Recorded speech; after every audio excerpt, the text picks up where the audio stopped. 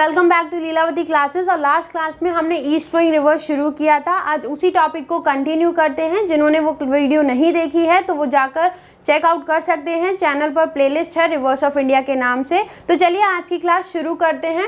अगर हम बात करें अपनी लास्ट क्लास की तो आपको ये मैप देखकर याद आ गया होगा जिसमें हमने टॉप 5 रिवर्स कवर करी थी, यानी कि वंशाधरा तक हम लोगों ने इसे कंप्लीट किया था।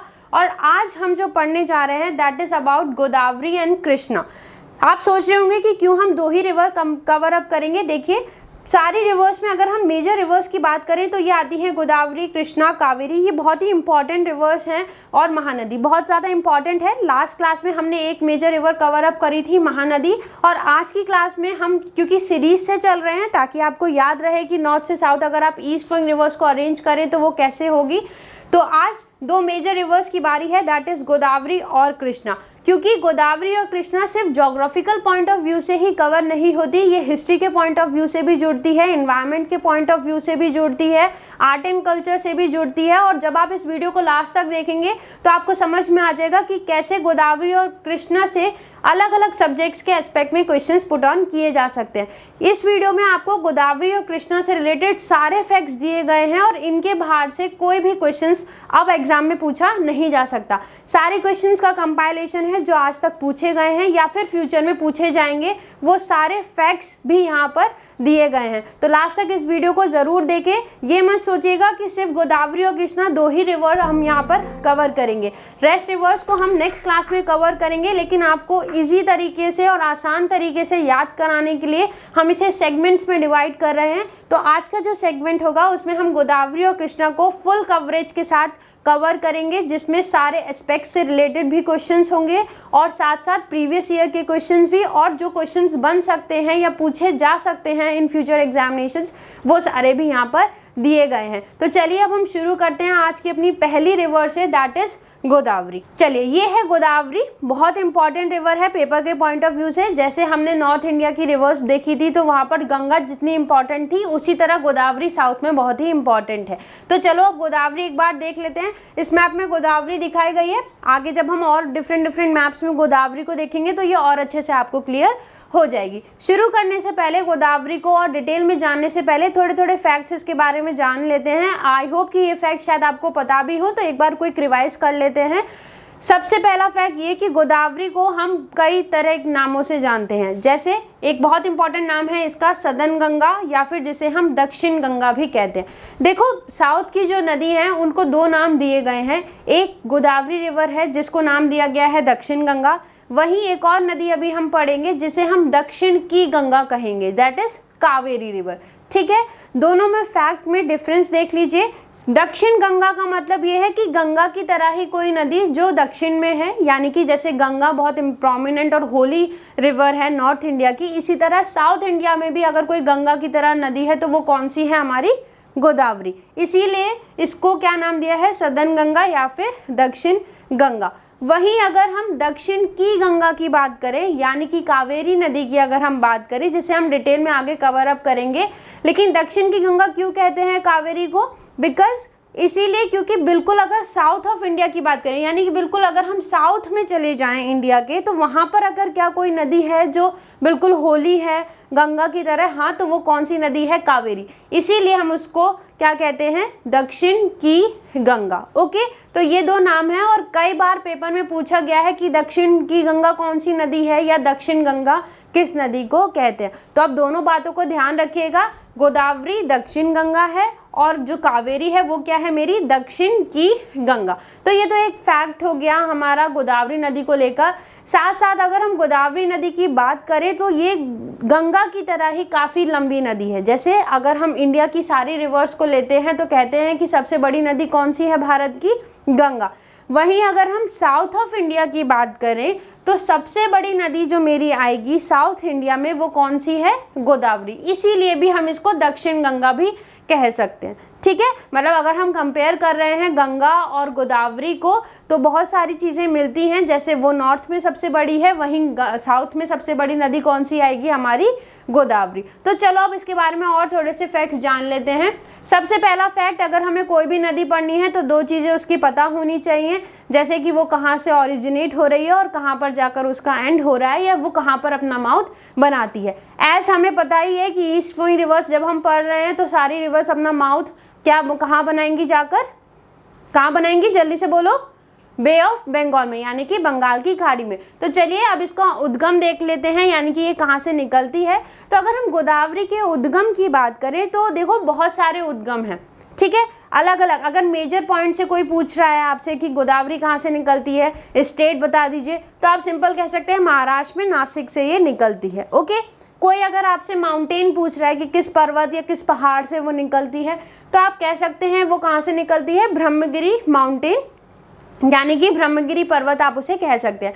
अगर वहाँ पर भी कोई आपसे कह रहा है कि एक स्पेसिफिक लोकेशन निकालिए, जैसे आपके घर का एक स्पेसिफिक एड्रेस, ठीक है, तो वो अगर आपको बताना है तो आप कह सकते हैं कि गोदावरी कहाँ से निकलती है, त्र्यंबकेश्वर। तो अगर आपको फुल एड्रेस देना है किसी को भी गोदावरी का, तो वो कहाँ है, त्र्यंबकेश्वर से गोदावरी निकलती है। और त्र्यंबकेश्वर कहाँ पर, ब्रह्मगिरी पर्वत में।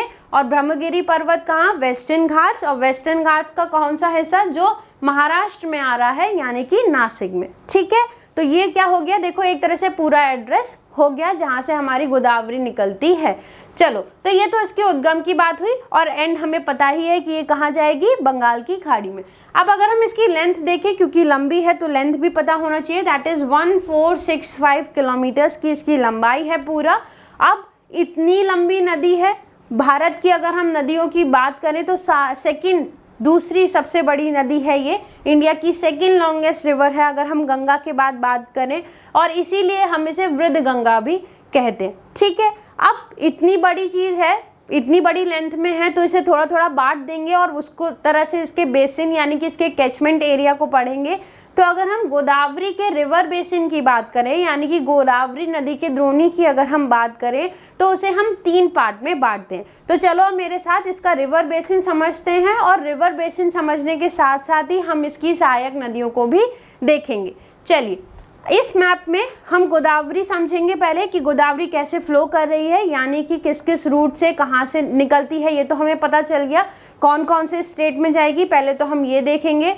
दूसरा हम क्या जानेंगे कि इसकी सहायक नदियाँ कहाँ कहाँ से आ रही हैं, यानी कि जो इसका रिवर बेसिन है वो कितने राज्यों में फैला हुआ है। और थर्ड हम चीज़ क्या जानेंगे कि इसकी सहायक नदियाँ कौन सी हैं। तो देखो अब ये मैप बहुत ज़्यादा इंपॉर्टेंट होने वाला है, तो इसलिए ध्यान से एक एक बात सुनना।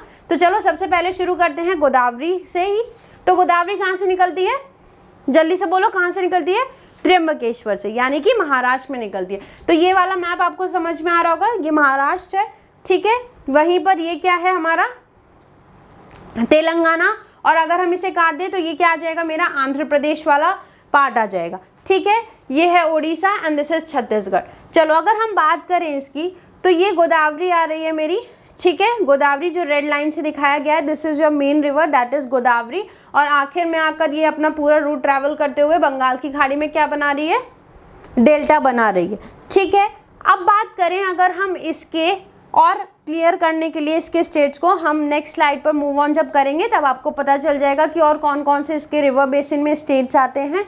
अब बात करते हैं इसकी सहायक नदियों की। तो देखो अगर हम सहायक नदियों की बात करते हैं तो 2 क्वेश्चन बहुत इंपॉर्टेंट हो जाते हैं। अगर ट्रिब्यूटरीज, किसी भी नदी की ट्रिब्यूटरीज हो, फिर चाहे वो गोदावरी की हो, कृष्णा की हो, कावेरी की हो, या जो नदियां हम पढ़ चुके हैं उनमें से किसी की भी हो, अगर कोई कॉमन क्वेश्चन आता है सहायक नदी से, ट्रिब्यूटरी से, तो या तो ये क्वेश्चन बनता है कि ये किस नदी की सहायक नदी है, सिंपल क्वेश्चन, कि ये जो भी नदी का नाम दिया वो किस नदी की सहायक है। या फिर क्या क्वेश्चन बनेगा कि ये कौन सी उसकी सबसे बड़ी सहायक नदी है, या कौन सी उसकी सबसे लंबी सहायक नदी है। ठीक, यही 3 क्वेश्चन बनने हैं सहायक नदियों से।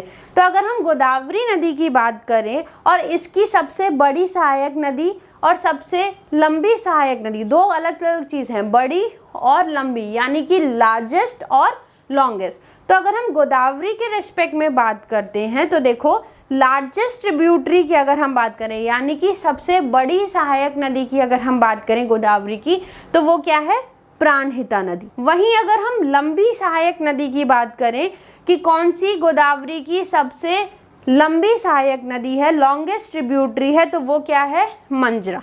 ठीक है, दो चीजें क्लियर हो गई। मंजरा लॉन्गेस्ट ट्रिब्यूटरी है गोदावरी की, और प्राणहिता गोदावरी की लार्जेस्ट ट्रिब्यूटरी यानी कि सबसे बड़ी सहायक नदी है। अब एक और फैक्ट आता है सहायक नदी को लेकर कि जो सहायक नदी है, जैसे मंजरा इसकी सहायक नदी है, सबसे लंबी सहायक नदी है, तो इस पर एक बहुत फेमस डैम है, दैट इज निजाम सागर। अभी मैप में सब कुछ देखेंगे, प्राणहिता देखेंगे, गोदावरी भी देखेंगे, मंजरा देखेंगे, निजाम सागर देखेंगे। अभी पहले वर्ड से फैमिलियर हो जाओ ताकि जब मैं मैप पर दिखाऊं तो फिर आपको बस लोकेशन उसकी याद करनी पड़े। ओके, तो जो मंजरा पर एक डैम है दैट इज निजाम सागर, ये कई बार पेपर में पूछा गया है कि निजाम सागर किस नदी पर है या फिर मंजरा किस नदी की सहायक है।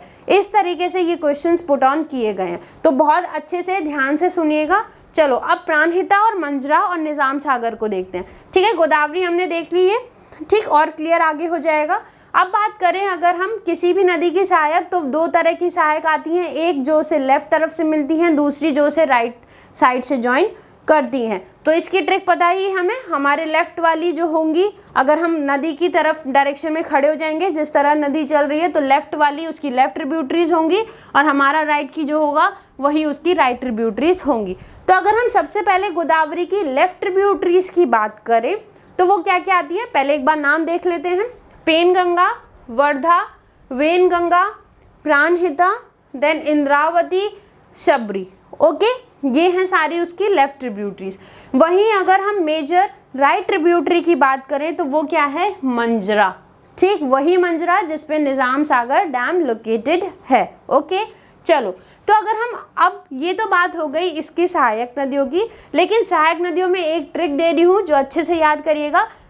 थोड़ी सी वियर्ड है लेकिन हाँ फिर भी जिनको ट्रिक की ज़्यादा ज़रूरत है याद करने के लिए सहायक नदी, उनके लिए है ट्रिक। देखो, PWWP एक कॉम्बिनेशन बन रहा है वर्ड्स का, PWWP यानी कि पेनगंगा, वर्धा, वेनगंगा एंड प्राणहिता। ओके, अब प्राणहिता क्यों सबसे बड़ी है, इसको कैसे याद करोगे, क्योंकि अक्सर कंफ्यूज हो जाते हैं बच्चे कि बड़ी कौन सी है और लंबी कौन सी है। ओके, तो इसको याद करने की एक चीज़ बता रही हूँ कि प्राणहिता कैसे बड़ी है।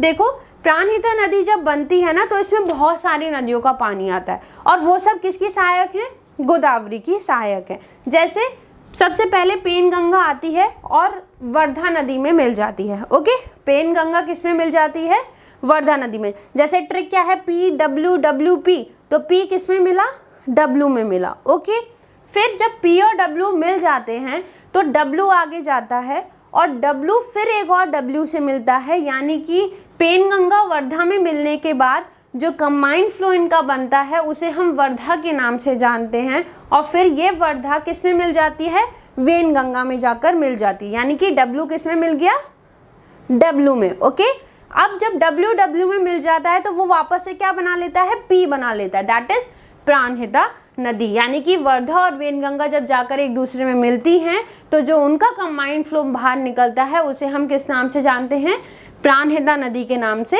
जानते हैं। ठीक है, इसको कैसे याद कर सकते हो, PWD सुना होगा आपने, लेकिन यहाँ पर हम उस PWD पब्लिक वर्क डिपार्टमेंट की बात नहीं कर रहे हैं, यहाँ पर हम बात कर रहे हैं PW double. Okay, PW double का मतलब PW और फिर WP अपोजिट करके वही लिख देना है ताकि आपको पूरा याद हो जाए, पेनगंगा, वर्धा, वेनगंगा और प्राणहिता। ठीक है, वही जो नेक्स्ट थी वो थी इंद्रावती और शबरी। ठीक, नेक्स्ट मोस्ट इम्पॉर्टेंट अगर हम इसकी और सहायक नदी देखें तो वो आती थी मंजरा, जिस पर क्या लोकेटेड है, हमारा निजाम सागर डैम लोकेटेड है। अभी हम और भी डैम्स पढ़ेंगे, आगे की बात है। अभी मंजरा पर एक डैम फेमस जो है उसे याद कर लेते हैं, दैट इज निजाम सागर।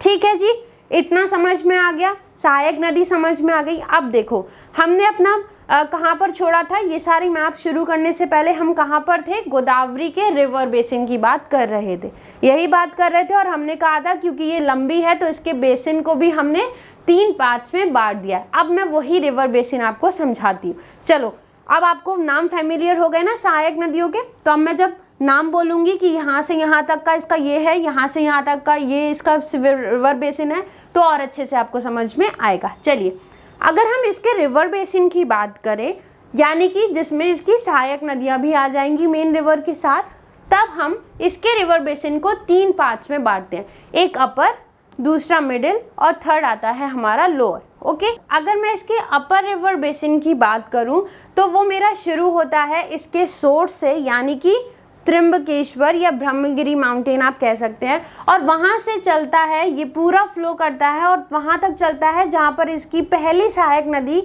मंजरा इसे आकर ज्वाइन करती है। ठीक है, मंजरा तो पता चल गई कौन सी है, तो यानी कि मंजरा देखो यहाँ पर आकर ज्वाइन कर रही है, ये मंजरा फ्लो होकर इस पॉइंट पे ज्वाइन कर रही है, तो यहाँ से इसके सोर्स से लेकर मंजरा तक का जो इसका एरिया है, this is known as its upper river basin. ठीक है, अब मिडिल वाले की अगर हम बात करें तो वो कहाँ से शुरू होगा, मंजरा के बाद से जब ये प्राणहिता नदी इसमें आकर मिलती है। प्राणहिता कैसे बनेगी, जल्दी से बोलो, PWD से। ठीक है, यानी कि PWWP। ओके, तो मंजरा से लेकर प्राणहिता वाला जो एरिया है, ये वाला एरिया क्या है इसका, मिडिल रिवर बेसिन। वहीं प्राणहिता से लेकर इसके माउथ तक हम आएंगे, यानी कि बे ऑफ बंगाल में जब ये आके मिलती है तो ये इसका क्या हो जाता है, लोअर बेसिन। यही है इसके बेसिन की बात, जिसे हम 3, क्योंकि अब बड़ी चीज़ है तो याद करने के लिए हम इसे क्या करेंगे, छोटे छोटे पीसेस में बांटेंगे, तो ये 3 सेक्शंस में डिवाइड होता है, अपर, मिडिल एंड लोअर। तो ये तो हो गई इसके रिवर बेसिन की बात और इसकी ट्रिब्यूटरीज की बात। अब अगर हम बात करें इसके एक बार कैचमेंट एरिया की, तो देखो इस मैप में कैचमेंट एरिया दिखाया गया है। ठीक, कैचमेंट एरिया और फ्लो ऑफ रिवर में डिफरेंस ध्यान रखना, लास्ट क्लास में भी हम लोगों ने ये चीज़ डिस्कस करी थी। ठीक है, कैचमेंट एरिया की अगर हम बात करें तो देखो, जिसमें हम मेन रिवर के साथ उसकी ट्रिब्यूटरीज की भी बात करते हैं, लेकिन जब हम फ्लो ऑफ रिवर की बात करते हैं, यानी कि सिर्फ और सिर्फ हम मेन रिवर को देखते हैं कि वो किस किस स्टेट्स में फ्लो ऑन करती है। तो चलो एक बार कैचमेंट एरिया देखते हैं। कैचमेंट एरिया की बात करें, यहाँ पे डिफरेंट स्टेट्स हैं जहाँ से इसका कैचमेंट एरिया स्प्रेड हो रहा है, पूरे में फैला हुआ है। तो ज़्यादा डिटेल जानने के लिए स्टेट्स के बारे में कि कौन सा स्टेट है, आई होप कि आपको बहुत सारे स्टेट्स तो पता ही होंगे इनमें से। जिसे नहीं पता है वो इंडिया एंड इट्स स्टेट्स की हमारी वीडियो जाके देख सकता है, जिसमें सारे स्टेट्स डिटेल और शॉर्ट ट्रिक वाइज याद कराए हैं। चलो अब हम गोदावरी के कैचमेंट एरिया के स्टेट्स की बात करें तो देखो, एक है महाराष्ट्र, सीधी सी बात है, महाराष्ट्र से निकलती है तो महाराष्ट्र तो होगा ही कैचमेंट एरिया में। उसके बाद ये देखो थोड़ा सा कर्नाटका कवर करती है, थोड़ा सा बहुत। ठीक है, फिर कर्नाटका में ये कवर नहीं करी, ये हम ध्यान रखना, ये हम इसके कैचमेंट एरिया की बात करें। ओके, गोदावरी कहाँ कहाँ फ्लो करती है उसे हम अभी आगे देखेंगे। ठीक है, देन तेलंगाना है, मध्य प्रदेश है, छत्तीसगढ़ है, उड़ीसा है और आंध्र प्रदेश, ये सारे स्टेट्स इसके कैचमेंट एरिया में आते हैं। यानी कि मेन रिवर प्लस हम गोदावरी की ट्रिब्यूटरीज को अगर लेकर चलें तो वो इतना सारा एरिया जो ये येलो पार्ट आपको दिखाया गया है, इस एरिया को कवर अप करती है। लेकिन अगर हम गोदावरी के फ्लो की बात करें तो वो गोदावरी कहाँ कहाँ से जाती है, महाराष्ट्र, तेलंगाना, आंध्र प्रदेश, छत्तीसगढ़ एंड ओडिशा, यानी कि 5 स्टेट से गोदावरी जाती है। लेकिन जब हम गोदावरी प्लस उसकी ट्रिब्यूटरीज की बात करते हैं तब ये 7 स्टेट्स बन जाते हैं, including these 5 plus MP as well as Karnataka. ठीक है, आई होप कि अब रिवर बेसिन और अच्छे से समझ में आ रहा होगा और फ्लो ऑफ रिवर। और अगर हम बात करें तो लेंथ, कैचमेंट एरिया और डिस्चार्ज के रेस्पेक्ट में गोदावरी सबसे बड़ी नदी है प्रायद्वीपीय भारत की, पेनिनसुलर इंडिया की सबसे बड़ी नदी है लेंथ, लंबाई में, कैचमेंट एरिया और डिस्चार्ज में, यानी कि कितना पानी ये प्रवाह करके अपने साथ लेकर आ रही है उसमें हम देखें तो गोदावरी प्रायद्वीपीय भारत की सबसे बड़ी नदी है। देखो 2 क्वेश्चन बनते हैं, अगर भारत की सारी नदियों को लगाऊं तो गोदावरी दूसरे नंबर की सबसे लंबी नदी है, लंबी, लॉन्गेस्ट रिवर है। ओके, गंगा पहली सबसे लंबी है, दूसरी लंबी नदी कौन सी है, गोदावरी। लेकिन अगर हम सिर्फ प्रायद्वीपीय भारत की बात कर रहे हैं तब गोदावरी सबसे बड़ी नदी है, लंबाई में भी, पानी कितना वो प्रवाह करके लेके जा रही है उसमें भी, और अपने कैचमेंट एरिया के रेस्पेक्ट में भी। ठीक है, तो ये सारे फैक्ट्स से समझ में आया होगा आपको ट्रिब्यूटरीज। चलो अब थोड़ी सी और जानकारी ले लेते हैं गोदावरी के बारे में। देखो डैम्स, हमने नदी देख ली, नदी की सहायक नदियाँ देख ली, तो अब उन पर जो भी डैम्स बने होंगे, सीधी सी बात है जब इतनी बड़ी नदी है तो डैम बना सकते हैं, बिजली और अच्छे से इलेक्ट्रिसिटी प्रोड्यूस कर सकते हैं हम इससे, तो बहुत सारे डैम्स बने हुए हैं। लेकिन पेपर के पॉइंट ऑफ व्यू से सारा नहीं पढ़ना, जैसा कि हम लोग जानते हैं हम लोग को क्या करना है, स्मार्ट वर्क करना है, हार्ड वर्क नहीं करना। चलो तो अब शुरू करते हैं डैम प्रोजेक्ट्स जो गोदावरी पे बने हुए हैं, और वही पढ़ेंगे जो पेपर से इम्पॉर्टेंट है या कई बार पेपर में पूछे जा चुके हैं। तो देखो ये मेन रिवर जा रही है आपकी, ओके। मेन रिवर पर जो 2 मेन डैम आपको पता होने चाहिए, एक डैम हम लोग पढ़ चुके हैं, जल्दी से बताइए कौन सा था? निजाम सागर। किस पर था? गोदावरी की सहायक नदी कौन सी? मंजरा पर, ठीक है। चलो और अगर हम डैम देखें तो देखो ये जो डैम है दिस इज पैथान डैम, ठीक है। पैथान एक बहुत इंपॉर्टेंट सिटी है जो एंशियंट सिटी रही है, एक सातवाहन डायनेस्टी। अगर हम हिस्ट्री से जोड़ें इस कंसेप्ट को, गोदावरी रिवर को अगर हम हिस्ट्री से जोड़ें तो गोदावरी इस सिटी से होकर गुजरती है, और उसी से नाम पर इस पर जो एक डैम बनाया गया है वही रख दिया गया है, that is पैथान dam, okay. Next अगर हम बात करें तो जो डैम है वो है पोचमपाट डैम, ये भी गोदावरी रिवर पर ही है, मेन रिवर पर। नेक्स्ट एक है पेंच डैम, ठीक है। ये कौन सा डैम है? पेंच डैम। देखो पेंच बहुत सारी हैं, पेंच टाइगर रिजर्व भी है, ओके, इंपॉर्टेंट है टाइगर्स के लिए। पेंच टाइगर रिजर्व आपको पता होगा कौन से स्टेट में है, और वो उस टाइगर रिजर्व की वजह से वो स्टेट भी फेमस है। कौन से स्टेट में सबसे ज़्यादा टाइगर्स हैं? एमपी में, ओके। तो पेंच टाइगर रिजर्व भी कहाँ पर है? एमपी यानी कि मध्य प्रदेश में। लेकिन जो पेंच डैम है ये कहाँ पर है? महाराष्ट्र में। सो डोंट कंफ्यूज कि पेंच टाइगर रिजर्व अगर एमपी में है तो हम पेंच डैम भी लगा देते हैं, वो कहाँ पर होगा? एमपी में। नहीं, गलत हो जाएगा आंसर। पेंच डैम कहाँ पर है? महाराष्ट्र में, गोदावरी पर, गोदावरी की सहायक नदी पर, ठीक है। कौन सी सहायक नदी? वेन गंगा पर। वेन गंगा कैसे पता चलेगी? PWWP, okay. चलिए तो ये डैम हो गया। उसके बाद अगर हम मंजरा पर डैम की बात करें तो वो कौन सा है? निजाम सागर, जानते ही हैं हम। नेक्स्ट अगर हम बात करें एक और डैम जो आता है यहाँ पर, ये 2 डैम्स और आ रहे हैं आपके। तो जो एक डैम आता है, एक और हमने इसकी सहायक नदी पढ़ी थी, दैट इज इंद्रावती, ठीक है। तो ये जो डैम है दिस इज इंद्रावती डैम, उसकी सहायक नदी के नाम पर ही डैम का नाम रख दिया गया है। और साथ में एक और फेमस डैम है मचकुंड, ठीक है। नाम क्या है डैम का? मचकुंड। और ये मचकुंड पर ही है, मचकुंड रिवर पर है, छोटी सी सहायक नदी है गोदावरी की। लेकिन ये जो गोदावरी की सहायक नदी है मचकुंड, ये इसलिए ज़्यादा फेमस है, इसी डैम की वजह से ये फेमस है, इसलिए डैम का नाम भी क्या रखा गया है? मचकुंड। तो ये है मेजर डैम्स जो आपको पता होने चाहिए गोदावरी के बारे में। एक बार फिर से देख लेते हैं। Paithan dam, okay, then Pench dam, then Pochampad dam, this is Nizam Sagar dam. उसके बाद यहाँ पर आता है इंद्रावती, एंड लास्ट जो हमें याद रखना है वो क्या है? मचकुंड, ओके। 2-3 बार देखेंगे, मैप पर प्रैक्टिस करोगे तो और अच्छे से डैम प्रोजेक्ट्स याद होंगे। क्योंकि किसी भी रिवर से की अगर हम बात करें जाए तो या तो ट्रिब्यूटरी से क्वेश्चन पूछ लेता है अगर बहुत फेमस रिवर है, या फिर उसके डैम प्रोजेक्ट से क्वेश्चन पूछ लेता है कि कौन सा डैम किस नदी पर है या कौन सा डैम किस स्टेट में लोकेटेड है, ओके। समझ में आ गया गोदावरी के बारे में। चलो अब ये तो सारी बात रही जब हमने गोदावरी को ज्योग्राफिकल पॉइंट ऑफ व्यू से पढ़ा, ठीक।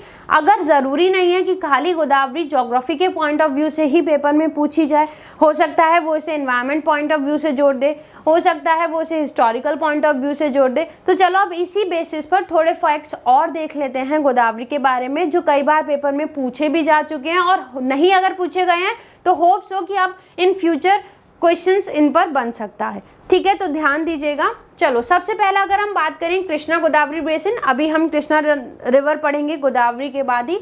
तो जो कृष्णा गोदावरी बेसिन है ये बहुत फेमस नेस्टिंग साइट है एक बहुत ही फेमस टर्टल्स की, that is olive Ridley sea turtle. कई बार न्यूज़ में बना रहता है ऑलिव रिडले सी टर्टल्स आए हैं नेस्टिंग करने, या उनकी जो इस संख्या है वो कम हो रही है, ठीक है। तो इन सब के बारे में साथ साथ अगर हम गोदावरी के डेल्टा की बात करें, एज सारी बे ऑफ बंगाल में जो नदियाँ गिर रही हैं वो डेल्टा बना रही हैं, तो अगर हम गोदावरी के डेल्टा की ही बात करें तो ये इसके डेल्टा पर एक बहुत ज़्यादा बड़े मैंग्रोव्स पाए जाते हैं। मैंग्रोव्स क्या? वो दलदली क्षेत्र में जो पेड़ होते हैं जो अपनी जड़ें ऊपर निकाल लाते हैं पानी से ऊपर, ताकि वो ऑक्सीजन इनटेक कर सके। और मैंग्रोव्स का बहुत अच्छा एग्जाम्पल हम लोग एक बार और भी पढ़ चुके हैं, दैट इज सुंदरबंस, ओके। तो वहीं गोदावरी के डेल्टा पर सेकेंड लार्जेस्ट फॉर्मेशन पाई जाती है मैंग्रोव्स की, मतलब सुंदरबंस के बाद अगर जो सबसे ज़्यादा कहीं मैंग्रोव्स पाए जाते हैं तो वो कहाँ मिलते हैं हमें? गोदावरी के डेल्टा पर। तो देखो एनवायरनमेंट से क्वेश्चन बन रहा है, ठीक है। वो से हम क्या बोलते हैं? कोरिंगा मैंग्रोव फॉरेस्ट, ठीक। और इसी कोरिंगा मैंग्रोव फॉरेस्ट का कुछ हिस्सा अब कोरिंगा वाइल्ड लाइफ सेंचुरी के नाम से घोषित कर दिया गया है, डिक्लेयर कर दिया गया है। क्या? कोरिंगा वाइल्ड लाइफ सेंचुरी, जो अपने रेप्टाइल्स के लिए फेमस है। रेप्टाइल्स मतलब वो जानवर जो रेंगते हैं, ठीक है। चलो अब एक और बहुत इंपॉर्टेंट फैक्ट आता है, नांदुर मधमेश्वर बर्ड सेंचुरी। इस बर्ड सेंचुरी को हम लोग प्रीवियस क्लास में भी डिस्कस कर चुके हैं जब हमने रामसर साइट्स के बारे में डिस्कशन किया था। जिन लोगों ने रामसर साइट्स नहीं देखी हैं वो आई बटन पे जाके क्लिक कर सकते हैं और रामसर साइट्स की पूरी डिटेल उन्हें मिल जाएगी विद द शॉर्ट ट्रिक्स। अगर हम बात करें नांदुर मधमेश्वर बर्ड सेंचुरी की, तो देखो ये बर्ड सेंचुरी रिसेंटली इसी साल डिक्लेयर की गई है एज अ रामसर साइट। और ये कहाँ पर है? जो गोदावरी रिवर की बैक वाटर्स हैं, यानी कि जो उसके पश्च झीलें हैं, वहाँ पर ये बर्ड सेंचुरी बनाई गई है। और ये बहुत ही इंपॉर्टेंट और बहुत एकदम सीनिक व्यू देती है। अगर आप इसे देखने कभी जाएंगे, कभी घूमने का मन हो तो ज़रूर जाइएगा इस बर्ड सेंचुरी में, that is Nandur Madhmeshwar bird sanctuary, जो कहाँ पर बनी हुई है? गोदावरी रिवर के बैक वाटर्स पे, यानी कि गोदावरी नदी की जो पश्च झील है वहाँ पर इसे बनाया गया है। तो देखो कैसे इन्वायरमेंट से भी ये गोदावरी रिवर जुड़ गई है। अब जब क्योंकि गोदावरी इतना लंबा डिस्टेंस कवर करती है तो बहुत सारी सिटीज़, बहुत सारे फेमस प्लेसेस से होकर ये गुजरती है, तो कई बार उन्हें भी प्लेसेस पूछ ली जाते हैं। जैसा हमें पता है अक्सर पेपर में पूछता है कि कौन सी रिवर जा रही है या ये सिटी किस रिवर बैंक पर है। तो इसी तरह अगर हम गोदावरी की अगर इसके ओरिजिन को ही ले लें, दैट इज त्र्यंबकेश्वर, तो वो भी फेमस है as the 10th jyotirlinga of lord Shiva, ठीक है। तो आर्ट एंड कल्चर से भी ये गोदावरी रिवर ज्वाइन हो सकती है। साथ साथ अगर हम नासिक की बात करें तो हम जानते ही हैं कि एक बहुत फेमस कुंभ मेला लगता है नासिक में, दैट इज सिमस। तो देखो आर्ट एंड कल्चर से भी जुड़ रहा है गोदावरी का लिंक। साथ साथ पैठान मैंने अभी बताया था, एक फेमस डैम भी है। अगर ज्योग्राफी की बात करें, वहीं अगर हम हिस्ट्री की बात कर लेंगे तो ये एक एंशिएंट कैपिटल भी रही है डायनेस्टीज़ की। साथ साथ नांदेड़ फेमस है फॉर द सचखंड गुरुद्वारा। तो देखो एक गोदावरी रिवर कितनी सारी जगह पे लिंक कर रही है, ज्योग्राफी में भी लिंक हो रही है, ठीक, इन्वायरमेंट में भी लिंक हो रही है, हिस्टोरिकल पॉइंट से भी लिंक हो रही है, आर्ट एंड कल्चर के पॉइंट ऑफ व्यू से लिंक हो रही है। तो अगर आप चाहते हैं कि हम यहाँ पर सारे टॉपिक्स जो आपके सामने ला रहे हैं उन्हें हर सब्जेक्ट के एस्पेक्ट से कवर करें, और अगर आपको ये अच्छा लगता है तो आप हमारे चैनल को सब्सक्राइब करना ना भूलें। तो चलो इसी तरह से हमारी गोदावरी नदी पूरी होती है। यही सारे फैक्ट्स थे जो पेपर में भी पूछे जा चुके हैं या फिर फ्यूचर में पूछे जा सकते हैं। तो चलो मूव करते हैं अपनी नेक्स्ट रिवर पर, दैट इज़ कृष्णा रिवर। हमने गोदावरी देख ली, पूरा उसका कैचमेंट एरिया से लेकर सब कुछ कवर कर लिया। अब अगर हम आ जाएं गोदावरी के साउथ में, तो जो मेन फेमस और मेजर रिवर हमें मिलेगी that is Krishna river. Okay, तो चलो एक बार कृष्णा रिवर भी देख लेते हैं। अगर कृष्णा रिवर की बात करें हम, तो देखो कृष्णा रिवर भी महाराष्ट्र से ही निकलती है। जहाँ महाराष्ट्र के स्टार्टिंग में हमारी गोदावरी निकल रही है, वहीं अगर हम महाराष्ट्र के साउथ वर्ड पे आ जाएंगे तो हमें कौन सी नदी मिल जाएगी? कृष्णा। देखो दोनों मेजर रिवर्स हैं और दोनों एक ही स्टेट से निकल रही हैं। अगर हम कृष्णा की बात करें तो कृष्णा महाराष्ट्र से निकल कर आती हैं कर्नाटका में।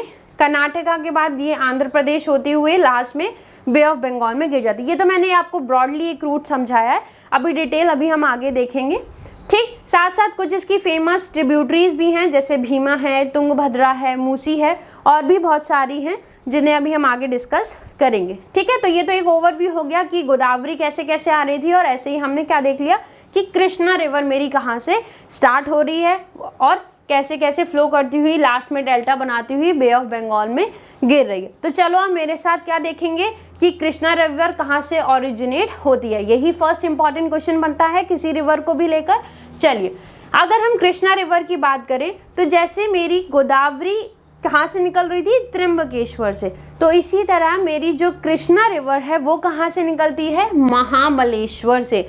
एंड बोथ दोनों ही जो लोकेशन है वो कहाँ पर है? वेस्टर्न घाट्स में है, और ये महाबलेश्वर जोर विलेज महाराष्ट्र में है, ठीक है। दोनों ही लोकेशन कहाँ पर आती हैं? महाराष्ट्र के वेस्टर्न घाट्स में। जहाँ पर गोदावरी त्र्यंबकेश्वर से निकलती हैं, वहीं कृष्णा कहाँ से निकलती है, महाबलेश्वर से।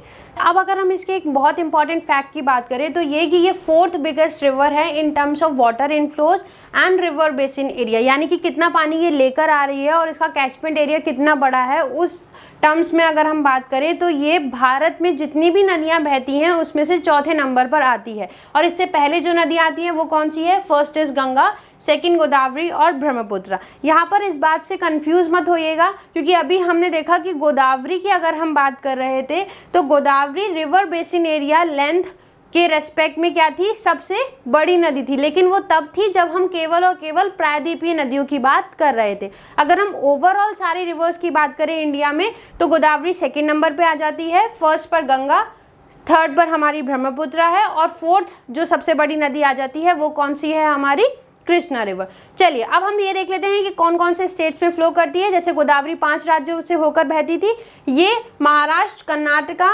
तेलंगाना और आंध्र प्रदेश से बहती है। और अगर इसकी लेंथ की बात करें तो ये है 1288 किलोमीटर, यानी कि गोदावरी से अगर लंबाई में देखी जाए तो उससे छोटी है। किससे छोटी है, गोदावरी से छोटी है। चलिए आगे अगर हम बात करते हैं तो अब आ जाते हैं इसकी ट्रिब्यूटरीज, यानी कि इसकी सहायक नदियों पर। और इसकी सहायक नदियां भी बहुत इंपॉर्टेंट है, जैसे गोदावरी की सहायक नदियां थी और कई बार पेपर में पूछी गई हैं, क्योंकि इसकी सहायक नदियों पे भी बहुत इंपॉर्टेंट डैम्स बने हुए हैं। तो एक बार सहायक नदी देख लेते हैं। तो सबसे पहले कृष्णा रिवर की अगर हम बात करें तो देखो ये मेन रिवर है, रेड कलर से जो आपको दिखाया गया, this is the main Krishna river, जो कहाँ से शुरू हो रही है, महाबलेश्वर से। ओके, और फिर ये फ्लो करती हुई लास्ट में आंध्र प्रदेश के पास ये बंगाल की खाड़ी में डेल्टा बनाती हुई गिर रही है। अगर मैं इसकी सहायक नदियों की बात करूं तो वो कौन कौन सी हैं, कोयना, ओके, घटप्रभा, मलप्रभा, वहीं तुंगभद्रा जो बहुत ही फेमस रिवर भी है अपने आप में, भीमा, मूसी, और 2 और रिवर्स हैं जो यहाँ मैप में नहीं दिखाई गई, that is Dudhganga and Panchganga. तो ये सारी की सारी रिवर्स जो कृष्णा नदी की सहायक नदियां हैं बहुत ही इंपॉर्टेंट हैं पेपर से भी, और साथ साथ जो इन पर डैम प्रोजेक्ट्स बने हैं उनको लेकर भी। ठीक है, तो एक बार फिर से देख लीजिए, घटप्रभा, मलप्रभा, भीमा, तुंगभद्रा, मूसी, दूधगंगा और पंचगंगा। अगर हम इनकी बात करें तो तुंगभद्रा नदी की अगर हम देखें तो देखो तुंगभद्रा नदी स्टार्टिंग से तुंगभद्रा नदी नहीं है, इसमें भी 2 नदियां आकर मिलती हैं, एक तुंग और एक भद्रा, और वो दोनों मिलकर कौन सी नदी बनाती हैं, तुंगभद्रा, जो लास्ट में जाकर कृष्णा नदी में मिल जाती है। ठीक है, वहीं जो इसकी एक और सहायक नदी है दैट इज मूसी, ये अपने आप में फेमस है क्योंकि मूसी पर एक सिटी, बहुत ही फेमस सिटी लोकेटेड है, दैट इज हैदराबाद। ये आपको पता भी होगा हैदराबाद किस नदी के किनारे है, कई बार पेपर में भी पूछा गया है, दैट इज मूसी रिवर। देखो आप मैप में भी देख सकते हो, जल्दी से आओ मेरे साथ और देखो हैदराबाद कहाँ पर है, मूसी रिवर के किनारे, और मूसी किसकी सहायक है, कृष्णा रिवर की सहायक है। ठीक है, तो इसीलिए ऐसे छोटे छोटे फैक्ट्स हैं इनकी सहायक नदियों को लेकर भी, तो इसीलिए कृष्णा रिवर भी इम्पॉर्टेंट हो जाती है और उसकी सहायक नदियाँ भी उतनी ही इम्पॉर्टेंट हो जाती हैं पेपर के पॉइंट ऑफ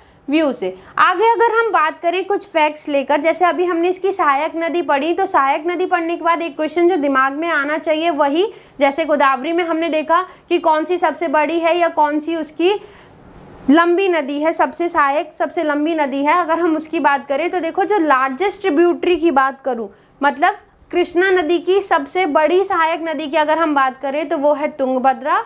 वहीं सबसे लंबी नदी की अगर हम बात करें तो वो क्या है, भीमा नदी। एक बार फिर से मैप में देख लेते हैं, तुंगभद्रा कौन सी है, ये रही तुंगभद्रा, ओके, तुंग और भद्रा से मिलकर बन रही है तुंगभद्रा, और ये इसकी क्या है, सबसे बड़ी सहायक नदी है। वहीं अगर लंबी की बात हो रही है, लंबाई की बात हो रही है, लॉन्गेस्ट रिवर की बात हो रही है, तो वो कौन सी रिवर है, भीमा रिवर।